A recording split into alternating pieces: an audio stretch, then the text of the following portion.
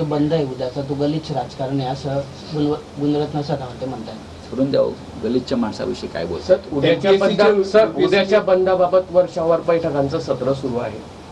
हो, कारण उद्या बंद 100% यशस्वी होतो आहे. हे बैठकांचं सत्र पोलिसांचं जर महिलांवरील अत्याचारासंदर्भात झालं असतं तर बंद करण्याची वेळ आमच्यावर आली नसती.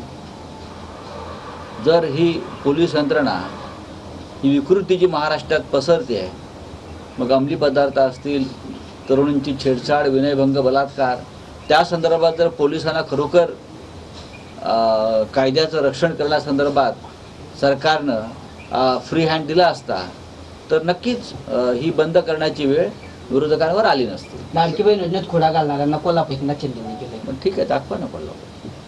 तो कोल्हापुरी जर त्यांनी महिलांवरील अत्याचार करणाऱ्या गुन्हेगारांच्या बाबतीत हा शब्द वापरला असता तर त्यांचं आम्ही स्वागत केलं असतं.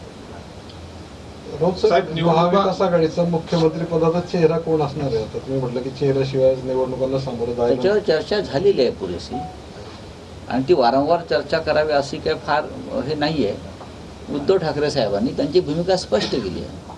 निवडणुकांना सामोरं जाताना काँग्रेस असेल, राष्ट्रवादी असेल, कोणी असेल, एखादा चेहरा जर समोर आणला, हा आमचा नेता आहे भविष्यातला, आणि त्याने आणखीन एक सांगितलेलं आहे की ज्याच्या जागा जास्त येतील त्याचा मुख्यमंत्री धोरण कधीच यशस्वी होत नाही.